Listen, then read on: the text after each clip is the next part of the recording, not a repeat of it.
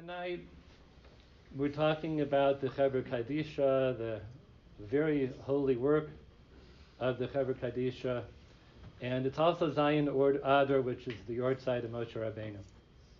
So I wanted to focus really on these two things. One is the concept of Chesed, because as Ruvain said, the Chevra Kaddisha is all about Chesed Shalemes. It's a true Chesed. Why do we call it that? Because we don't expect anything in return from the one we are doing something for. And if you think about it, those who work on the Chevra Kaddisha, they do get other things in return. It's not a thankless job. People show their appreciation and things like that. But from that individual who we're helping for a tahara, no, they can't do anything bad. There's nothing that they can do. So it's a chesed shalemes. So I'd like to focus a little bit on the concept of chesed because it's so central to what a Chevra Kaddisha is. Now, we know that the Chachamim say that Avraham Avinu represented the midah of chesed. He embodied that midah in a very shlemistic way, in a complete and full way. The world is built on chesed. We say, Olam chesed yibana. Hashem did a great chesed to us to create the world. He didn't have to create the world. Hashem doesn't gain anything. He's perfect and shalem by the creation of the world. It's a complete act of kindness. That's how the world started. And amazingly enough, that's how the Jewish people started. We started with Avraham Avinu's chesed. He's the midah of chesed. Now, where do we see this? We see it in many ways. But something specifically in Parshas Vayera. So Avraham Avinu just had a bris, and Hashem came to visit him and to talk to him. He's speaking to our Kadosh Baruch Hu. And all of a sudden, 3 wayfarers go by. And Avram says to Hashem, in our language, excuse me, Hashem, I need to go take care of something. Right? So he's talking to God, and he says, pardon me, HaKadosh Baruch Hu, I need to go take care of my guests. And the Chachamim say from here, Godol hachnesas orchim yoser mehakbalas penei hashchina. It's greater to welcome guests than it is to welcome the presence of Hashem himself, of the Shechina. So we see Avraham Avinu's chesed in his relationship to people and what it meant to him, and how he was prepared to even walk away from a conversation with Hashem to take care of people. Was Hashem upset with Abraham at that time? No. We don't see that Hashem said to him, how could you do that? I was talking to you. How could you leave me? There's no sign of that whatsoever. So what's happening there? Because after all, couldn't we say that the objective is to be in a relationship with Hashem, in a relationship with God? Isn't that the main thing, to bask in Hashem's presence? But really, the idea is not in this world. That's for the next world. When we bask in Hashem's presence and that relationship overwhelms us with closeness to Him, that's Olam Haba, that's not Olam Hazeh. Olam Hazeh is about being involved and helping people in the world, and being Mekayim, Torah and Mitzvot, and Chesed. And Avraham Avinu was teaching us this lesson. We all need our moments of inspiration, of being close with Hashem and inspired. We all need that. But in this world, we don't stay in that place. We take that moment of inspiration, and with it, we do chesed. After 120, that's when we stand and we're nana from the Ziv Hashchina. So that's how we start off as a people, with the midah of chesed. Now, you know, when we think about our homes and our families, when we do chesed with other people and our children either observe it or hopefully they're even a part of it, we create a certain culture of chesed. It's meant to be picked up in the air of our home. It's not only lessons that we teach, but it's part of the atmosphere of a Yiddish home. I heard a story from Rabbi Ephraim Shapiro from North Miami Beach. He told the following story. He said he was speaking somewhere, he was staying for a couple of days, and when he came into the house, the kids were playing Monopoly. Okay, all kids play Monopoly, very nice. Came back a couple hours later, they're still playing Monopoly. That's how Monopoly games go. Takes many hours for that game. Well, the next day he woke up and he walked out of the house and came back in the afternoon, and the kids were playing the same game of Monopoly. He said, okay, that's a really long time. That's already 24 hours. He was there the next day, he came back, 48 hours. Same game. Not that they were sitting at the board the whole time. And then finally, the third day, 3 days, he comes back and they're still at the Monopoly board. So he said, didn't somebody win this game yet? Don't you kids know how to play the game? Like, somebody gets all the money, somebody else loses the money, and then you win. So they say, no, that's not how we play. We have a gemach.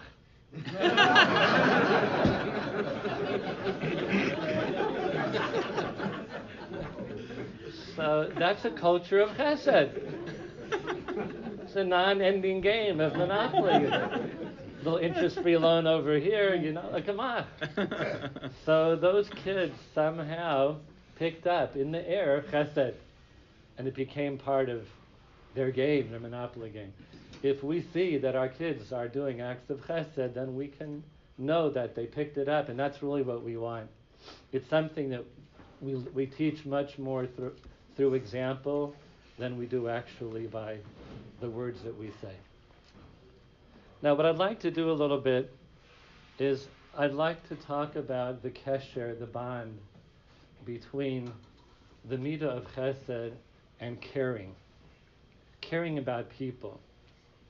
Because if you think about it, a person could do an act of chesed in a perfunctory manner. Their heart's not in it, but they do it because it's the right thing to do. And we have to do that also. If our heart's not in it and somebody needs our help and we help them, we did the main thing. We did the act of chesed. But as Jews, we really want to take that to a higher level internally. When we're working on chesed, it's meant to go into our heart, that we become ba'alei chesed, people who are masters of chesed, not just practitioners of chesed, but it becomes part of who we are, and to absorb that midah deeply, the true ba'al chesed, to care about people. When we do chesed for people, we have to open our heart, so our heart knows what we're doing, not just our mind, but our heart understands that we're helping another human being. Now, there's also a place for this in the Torah at the very beginning of the formation of the Jewish nation. I talked about the Jewish people with Abraham Avinu, but now the Jewish nation in Mitzrayim. So we're in Mitzrayim. Don't get worried that they're really big books. It's okay.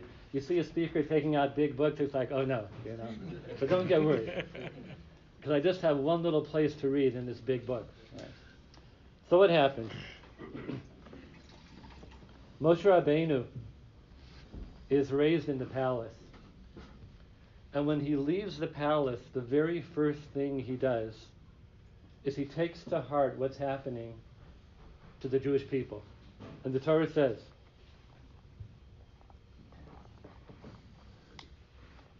Vayetze Elachav, Moshe Rabbeinu went out to his brethren, Vayar b'sivelosam, and he saw their burdens, he saw their pains and their travails.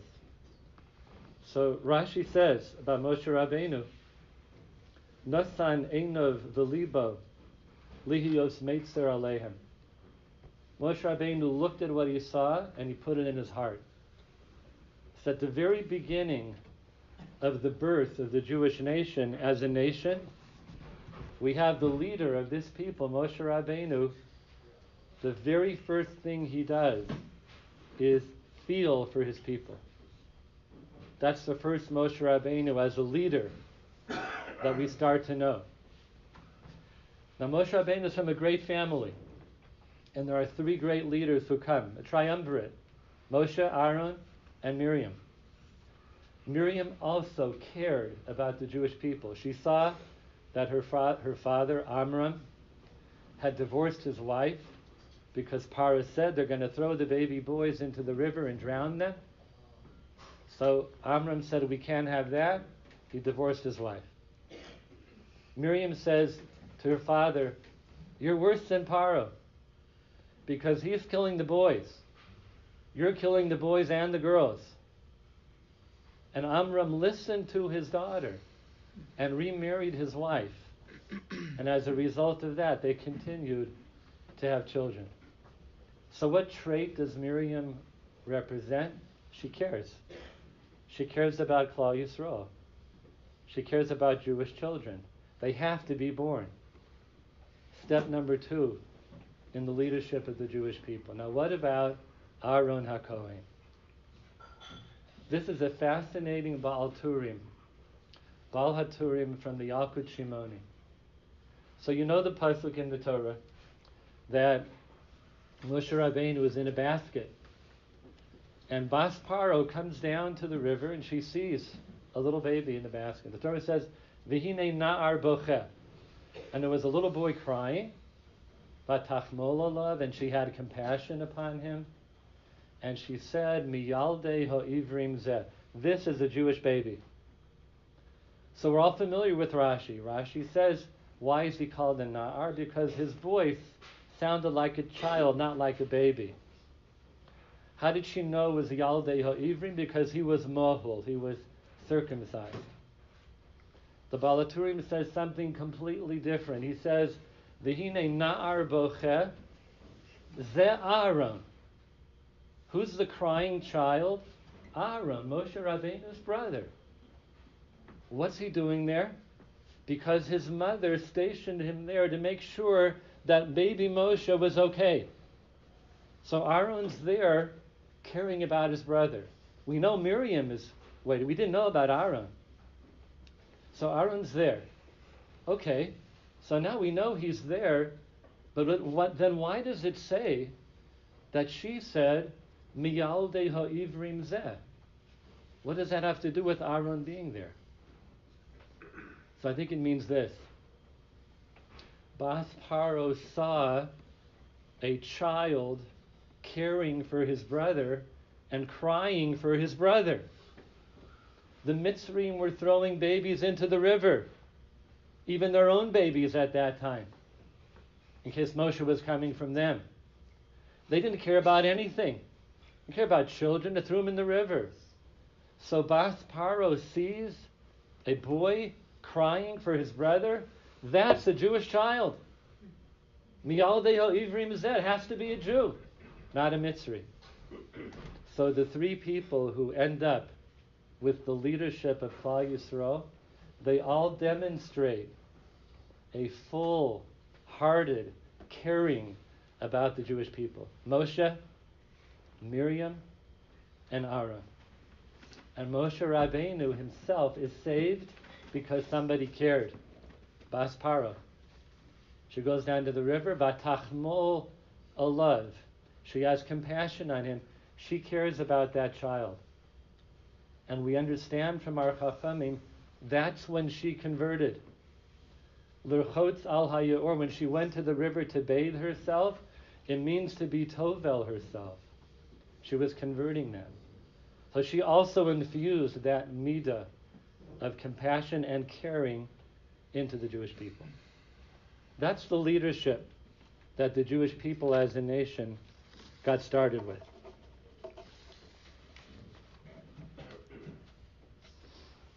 There is an idea that Gemilus Chasadim is something which encompasses a great deal.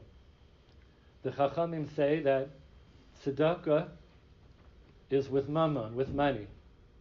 Chesed is begufa uba mamona, with your body and with your money. Tzedakah is im hachayim, with those who are alive. Chesed is bein im hachayim, beinim hamesim, with those who are alive and those who are dead. The Chevra Kaddisha is doing both of those things. They're doing chesed begufam, chesed with their body. It's physical work to be metaher somebody. It takes strength and energy. And also, it's for those who have already left this world. They're not alive anymore. It's true chesed, begufo, and for Mason, people who can't help themselves. The Chevra Kaddisha embodies those kinds of principles. The Tiferes Yisrael, in this Perush on Mishnah, he says that chesed has three components: beguf, b'mamon, u'b'seichel. That there's a concept of doing chesed with your body, with your money, and with your mind. So how does one do chesed with their mind? The way we do that is by thinking about how to best help another person. Sometimes a chesed is memela, it's automatic, we're not thinking about it. But other kinds of chesedim, they require a lot of thought and calculation. How to best perform this chesed for somebody? Do I involve myself directly? Is that going to be the best thing? Or do I step back and be a Baal Chesed from behind the scenes? Maybe that will be better for this person. Is it better now, or is it better an hour from now? We have to go through that cheshbon. So chesed takes place in our mind as well. Maskil eldol, David HaMelech says, I heard it from a great Rav in our community, Rabbi Heinemann, that maskil eldol means to think about the dol, to think about what the poor person needs. Not just to assume we automatically know what they need, but give it very careful and deep thought. That's a true act of chesed. Sometimes I'm asked by people, it's usually by younger people. I teach in the seminary in Baltimore, the Ma'alot Seminary, for many years. And when you talk about with young people having to pay a shiva visit, a lot of times, Rahman al-Islam, a lot of times they're uncomfortable. What do you do there? What do you do at a shiva house? What happens if I can't think of something to say? I'll be very uncomfortable. I'm awkward. So I say to them, the main thing is to be there. You don't have to worry about what you're going to say. Because when that person who is in mourning sees you there, it gives them a lift. They know that you came to see them. If you don't have anything to say, it's okay. It's just being there. You don't have to feel pressure that you need to say the exact right thing to make sure it hits the target and make sure that person feels better. Take that pressure off yourself. Not necessary. Just be there. I heard from Rabbi Yaakov Weinberg, Zichrono Livracha, one of the Rosh HaYeshiva of Bnei Yisrael, many years ago, and he said, if you look at that same Parshas Vayera, Avram has a bris, and Hashem appears to him. Vayera Elav Hashem. But there's something very fascinating in the Torah there. There's no conversation. God comes to Avram and he appears to him. He doesn't say anything. So Rabbi Weinberg said, Lavakir Sachola, as Rashi says, Hashem came to Avraham just to be with him. No words necessary. Just to be with him. And that's often the case when it comes to being there for people who are Rahman al-Islam in a state of Avelus. It just helps just to be there. Everybody agrees differently, and they tell a story. They tell a story about a guy who went to a funeral, and after the funeral was over, he's walking through the cemetery, and he stops at a certain grave, and he's crying, and he says, "Why did he die? Why did he die?" They said, "Oh my God, was that your father? Was that your brother?" No, it was my wife's first husband.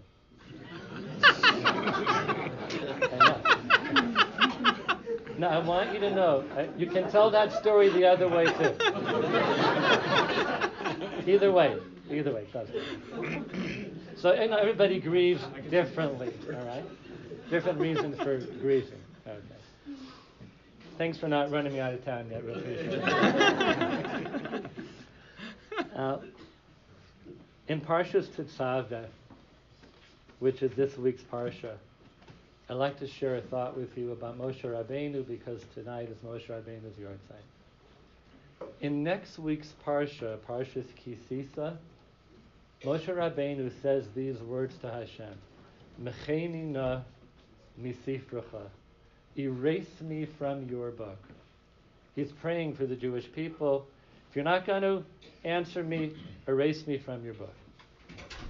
Tzaddik goes there, HaKadosh Baruch Hu mekayim. The tzaddik makes a decree, Hashem has to fulfill it. So Hashem has to erase Moshe Rabbeinu's name from the Torah. So that is fulfilled in this week's Parsha. In Parshas Tetzaveh, Moshe Rabbeinu's name is not mentioned. But why this Parsha? Okay, different reasons for that. I want to share with you a thought that I have on this. From Parshas Kisisa to Parshas Tetzaveh is the whole cycle of the Torah. Next week is Kisisa. That means when Moshe Rabbeinu says, Mecheni na misifrecha, Hashem did not erase Moshe's name until the very, very, very last Parsha coming around the Torah next year, Parshas Tetzaveh. It's the last opportunity. So why?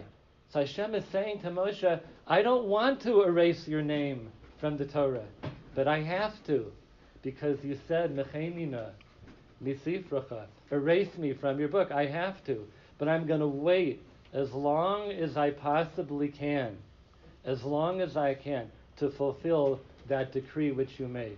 So he waits the entire cycle of the Torah before Moshe Rabbeinu's name is left out. What does this show us about Hashem? Something we already know, that Hashem cared about Moshe Rabbeinu.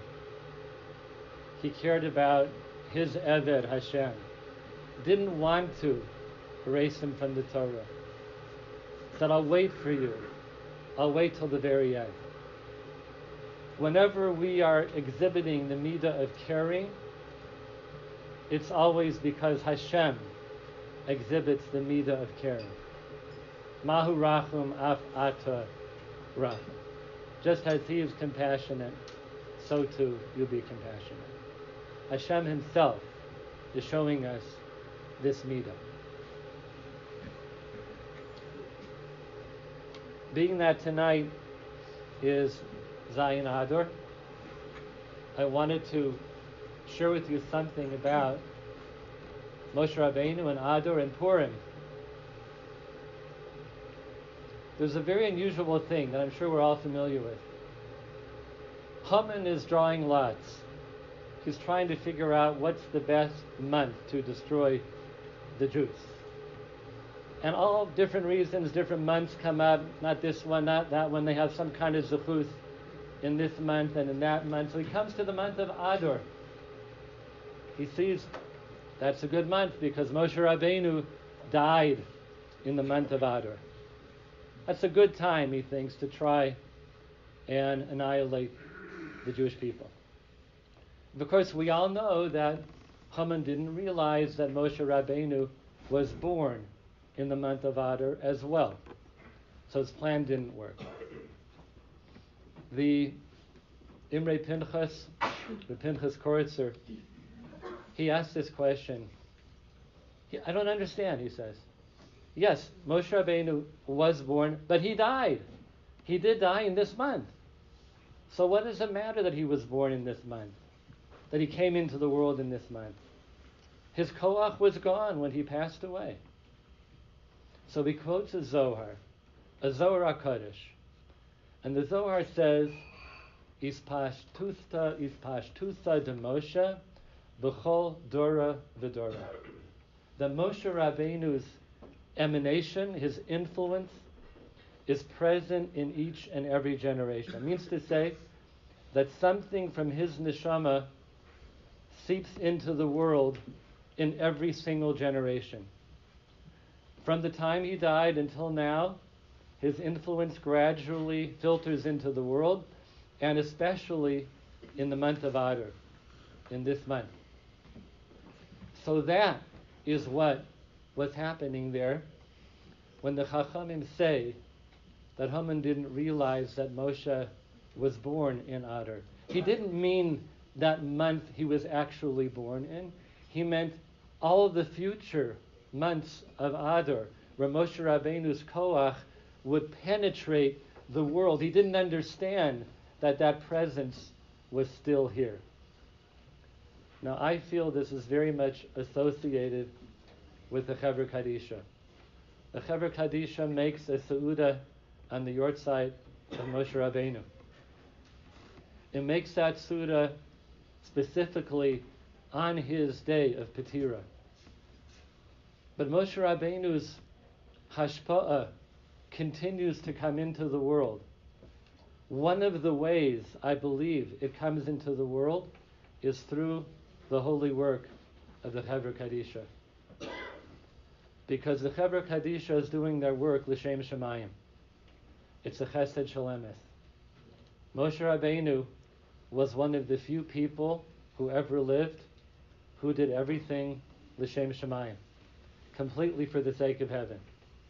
That's the kind of great person that he was.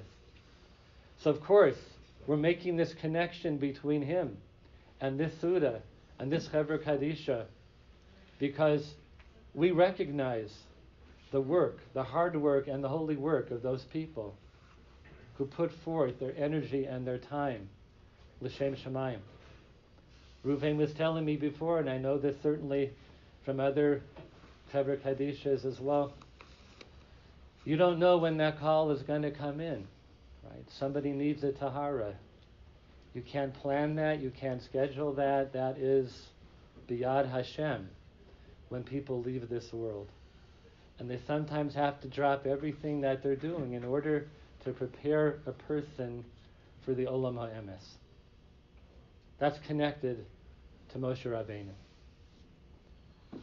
Something happened in the time of our Chachamim with the tachrichim, burial shrouds.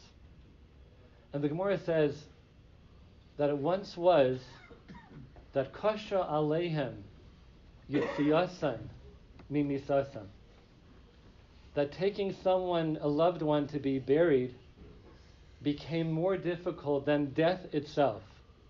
What happened? About 2,000 years ago, they started to bury people in fancy clothing, and funerals became very expensive. So what would happen? The relatives of the nifter would run away. They were borchim and leave the mace because they had not enough money to prepare them for burial. What a horrible thing. So Rabbi Gamliel Hazaken, who was a Nasi and a very wealthy man, he said that when he dies, he is to be buried in pishtim, in plain linen clothing. Big day pishtan. Now he could have afforded anything, but he made that takana. And from that time and forward, those are the begadim, those are the clothing that we use to bury a mace. And the minhag is to use white clothing. I don't know what this means, but I want to share this with you because I saw it within the past few days in the Pischei Tshuva. And he says that when a person is buried in big day lavan, big day pishtan levanim, white linen garments, that no matter where they are buried, even in chutz la'oretz, then the kategor becomes a sanegor. All opposing negative forces against that person are converted into advocates, positive forces. I don't know why. I have a thought about it, and it's like this. Why didn't the Kohen Gadol wear golden clothing when he went into the Beis HaMikdash, the Kodesh HaKadoshim on Yom Kippur, his regular big day zahav? Because it was a kategor. It brought about the thought of the golden calf. And ein kategor na'aseh sanegor, the Chachamim say. An accusing force cannot become an advocate. So the Kohen Gadol wears white clothing, no gold. And in his white clothing, he goes in, and no kategor, no accusing forces are aroused. So what do we bury the mesim in? White clothing. No kategor. Nothing to arouse din. And by burying in bigdei lavan pishtim, what that does is it makes it sure for that person that all the forces against them are transformed into positive ones. As I said, I don't know what that means. That's just a thought that I have on that.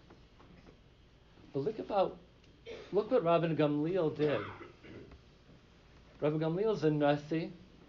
He's the head of the Jewish people. He's a wealthy man from a very famous family, the family of Hillel HaZaken.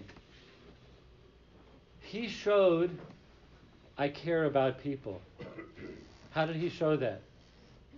People were running away from family members who had passed away because they couldn't afford to bury them. So he cared about the people who had passed away. He wanted to make sure that their family stood by. But I think it goes further than that. He cared about the family members who ran away, because how horrible they must have felt to leave their family without burial. They must have felt absolutely horrible. So Rabbi Gamliel is feeling for them also, for the niftar and for the mishpacha, for the deceased person and also for their family. He says, we're all going to do the same thing now. Everybody's on board. Simple, white clothing. And the Nosei Kelim say as well that if you make those kelim nice, that shows that we believe in Techiyas HaMesim. Not fancy, nice. That shows we believe in Techiyas HaMesim. Now, I'd like to say some words of bracha for this very special community, and with this to close my remarks. As I mentioned to you when I first began speaking, I feel a great sense of closeness to the Denver community. It's my hometown, and a person has a natural affinity and love for their hometown. Our Chachamim teach us that. And I feel that whenever I come here. And even more so when I'm with the people. I'm with the people of this Kehillah HaKadosha, this beautiful city and this beautiful community. And I feel that from you. When the voice came to Moshe Rabbeinu from the Mishkan, when Hashem's voice came to him, where did it come from? It came from between the two kruvim. The kruvim were on top of the Oron. Hashem's voice came to Moshe, mibein shnei hakruvim. The Chizkuni points out, the Torah says, shnayim kruvim, not shnei kruvim. And he says, shnei means identical, two which are identical. Shnayim means two which are a little different. So shnayim kruvim means two kruvim, but they're a little different. One is male and one is female. The ultimate expression of human relationships. That's where the voice from Hashem came to Moshe Rabbeinu. Two people who are different by nature, who come together, and the kruvim face each other. That shows we're doing Ratzon Hashem. And when people, because we're all different, come together, face each other, have real relationships, that draws down the voice of Hashem into our world. That's what God's looking for from us. That goes back to Avraham, to Moshe, to Aaron, to Miriam, to Bas Paro. He's looking for the way we relate to each other. And I strongly believe that people who do the very heilige arbeit, the holy work of Chevra Kaddisha, that it brings that koach into the world. Because a live person and a dead person are very, very different. And we're showing that we still have that relationship Gemilas chesed begufa is bein b'chayim, bein b'mesim. Two different people, one in this world, one who has left this world, are in the state of relationship, and that relationship is the tahara. That's where it comes out. And I think it's not only that we're doing a tahara for that person, but we are being motzi tahara from that relationship. That brings tahara into the world because we're showing that we care. And all chesed comes down to that point, that we care. The kruvim are facing. That's where Hashem speaks to us. May we all be zoche, B'ezras Hashem, to see that day when our true geula comes. Uvolet Zion Goel, l'shrevei pesha Yaakov. And when that day comes, we won't have to reckon with Misa anymore. And B'ezras Hashem, may we see that day. B'mehera b'yameinu, Keni Hiratsan. Good night, everyone. Amen.